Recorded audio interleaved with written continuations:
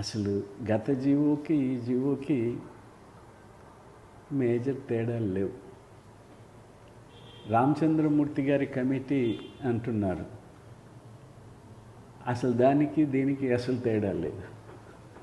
రామచంద్రమూర్తి గారి కమిటీ నివేదికని ప్రకారంగా జీవో రాలే గత జీవోలో. ఆ రికమెండేషన్స్ని కొన్ని తొక్కిపెట్టారు. ఇప్పుడు రామచంద్రమూర్తి గారి జీవోలో ఏ అయితే ఈ ప్రభుత్వం గత ప్రభుత్వము అమలు చేయకుండా ఉన్న దాన్ని ఈ ప్రభుత్వం కొన్నింటిని స్వీకరించింది. అది కాకుండా గత ప్రభుత్వము తీసుకొచ్చిన జీవోని తొక్కిపెట్టారు, ఎవరికి చెప్పలే. ప్రభుత్వం కూడా దానికి సవరణలు తీసుకురావాల. హైకోర్టు, తెలంగాణ హైకోర్టు ఉర్దూ పత్రికలకు, ఉర్దూ జర్నలిస్టుల పట్ల చిన్నచూపు చూసింది. రెండవది, చిన్న పత్రికల పట్ల కూడా ABCD అని వర్గీకరణలు చేసి న్యాయం చేయాలి. దీన్ని కోర్టు కొట్టేసింది 2 వేరు పిటిషన్లలో. వెంటనే 3 మాసాల్లోగా సవరించాలని చెప్పి ఇచ్చింది ఉత్తర్వు. దాన్ని కూడా ఖాతరు చేయలేదు గత ప్రభుత్వం.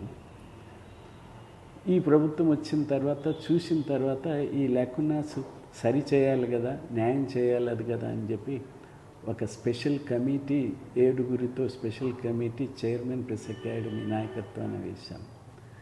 అది 7 సార్లు సమావేశమే ఇన్డెప్త్గా ఇతర రాష్ట్రాల accreditation rules, PIB accreditation rules అన్నీ చదివిన తర్వాతనే దీన్ని రూపొందించటం. ఎవరో వ్యక్తిగతంగా కొంతమందికి దేశం ఉంటుంది. ఎందుకంటే ఈ రాష్ట్రంలో ఒక సంఘం, బలోపేతమైన సంఘాన్ని నిర్మించుకోవటము, అన్నీ సాధించుకోవటంలో వాళ్ళు వైఫల్యం చెందారు కాబట్టి సహజంగానే వ్యక్తుల మీద దాడికి పూనుకుంటున్నారు. దాన్ని పక్కన పెడితే మేజర్ ఇది ఒకటి. అదేమిటంటే, గతంలో డెస్క్లో పనిచేసే జర్నలిస్టులకి మాకు ప్రభుత్వ సదుపాయాలు అందటం లేదన్న భావం కొన్ని ప్రాంతాల్లో ఉంది. హైదరాబాదులో లేదు. ఎందుకంటే హైదరాబాదులో ప్రతి హౌసింగ్ సొసైటీలో అందరూ ఉన్నారు, ఒక్క విలేకరులు అనేది కాకుండా.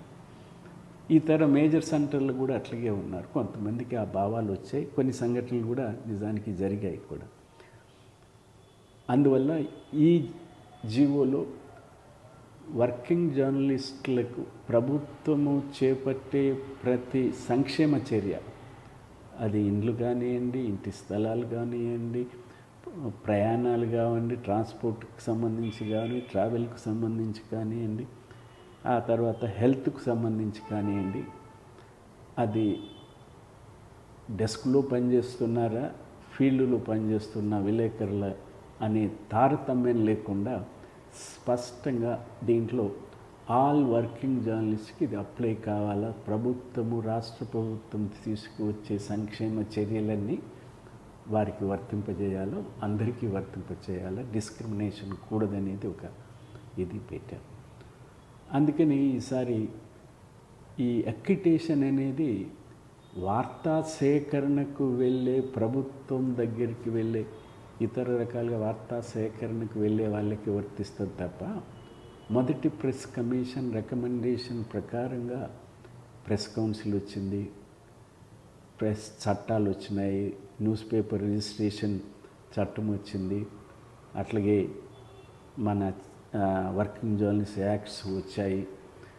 ఆ దాంట్లోనే విలేకరులు, వార్తా సేకరణకు వెళ్ళే విలేకరులకు రక్షణకు కొంత గుర్తింపు ఉండాలా అని ప్రభుత్వం అక్యుటేషన్ సిస్టమ్ రికమెండేషన్ చేస్తే ప్రభుత్వం, ఆనాడు ప్రభుత్వం అంగీకరించి ఇప్పుడు అమలు చేస్తున్నది. ఇది అన్ని రాష్ట్రాల్లో ఉంది. మన వాళ్ళకి ఎందుకో అక్యుటేషన్ ఉన్న వాళ్ళకి ఇళ్ళ స్థలాలు ఇస్తున్నారన్న భావనతో మాకు అక్యుటేషన్ అన్నారు. ఇప్పుడు ఈ ప్రభుత్వము అందరికీ వర్తింపచేస్తుంది కాబట్టి ఎవరైతే వార్తా సేకరణకు వెళ్తారో వాళ్ళకి అక్యుటేషన్.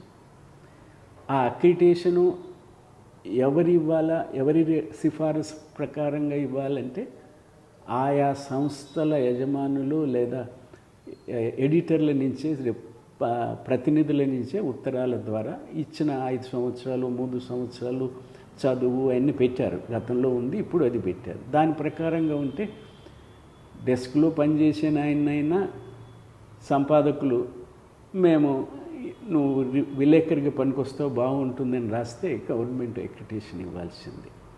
అందుకని ఆ ఎక్రిటేషన్ అనేది వార్తా సేకరణకి ఉపయోగించేదానికి ఇచ్చేసాం. మిగతా వాళ్ళకి మీడియా కార్డు అనేది గుర్తింపు కావాలి కాబట్టి అనే భావం ఉంది. కాబట్టి గుర్తింపు ప్రభుత్వానికన్నా మనం సాధించుకోవాల్సింది చట్టంలో ఏముంది అనేది ప్రధానమైంది. వర్కింగ్ జర్నలిస్ట్ చట్టము, అట్లాగే వేజ్ బోర్డు చట్టము. వేజ్ బోర్డు ఏమి రికమెండ్ చేసింది? అన్ని వేజ్ బోర్డులు. ఆ వేజ్ బోర్డులో లేని వాళ్ళను యూనియన్లు, ప్రత్యేకంగా ఆనాడు ఉన్నటువంటి ఉమ్మడి ఆంధ్రప్రదేశ్ వర్కింగ్ జర్నలిస్ట్ యూనియన్, గతంలో మండల్ లెవెల్లో మన మండల సిస్టమ్ వచ్చిన తర్వాత వాళ్ళకి అక్రిటేషన్స్ లేవు. ఆనాడు యూనియను, ఆంధ్రప్రదేశ్ యూనియన్ ఇక్కడ మండల్ మనది బేసిక్ యూనిట్గా కిందికి పరిపాలన యంత్రాంగం వెళ్ళింది కాబట్టి, న్యూస్ సెంటర్ కాబట్టి కొట్లాడి ప్రభుత్వంతో మండల్ రిపోర్టర్లకి అక్రిటేషన్ అనేది ఇప్పించాను. ఆ రకంగా మండల్ వచ్చింది. డెస్క్కు కాదు, ఎవరు వార్తా సేకరణకు వెళ్తారో వారికి అక్రిటేషన్. ఆ అక్రిటేషన్ అనేది సంపాదకుడు నిర్ణయించి ఎవరి పేరు రాస్తే వాళ్ళకి ఇస్తారు. ఇది ఇప్పుడు ఉన్నటువంటి ఈ మిగతాయన్ని ప్రెస్ కౌన్సిల్ రిప్రజెంటేటివ్ ఏమిటి అజ్ఞానం తప్ప ఏం లేదు. ప్రెస్ కౌన్సిల్ మోడల్ గైడ్లైన్స్ రూపొందించింది. దేశవ్యాప్తంగా ఈ మోడల్ గైడ్లైన్స్ అడాప్ట్ చేయండి అని రాష్ట్ర ప్రభుత్వాలకి ఇచ్చింది. ఆయా ప్రాంతాల్లో రాష్ట్రాల్లో ఉన్న ప్రెస్ కౌన్సిల్ మెంబర్లని కమిటీల్లో పెట్టమన్నారు. లైజానింగ్కి ఏం జరుగుతుంది, ఏం తీర్పులు, ఏం రాయాలా, ఏం రాయకూడదు, ఇలాంటివన్నీ తోడ్పడతారని ఇక్కడ ఉమ్మడి రాష్ట్రంలో కూడా ప్రెస్ కౌన్సిల్ తరఫున సభ్యులు దాంట్లో సభ్యులుగా ఇవాళ ఉన్నవాళ్ళు నేను అనేది ఇగ్నరెన్సీ, ఇంకా ఈ చట్టాల గురించి అవగాహన లేని అవగాహన రహితంతో మాట్లాడుతున్నారు కొంతమంది.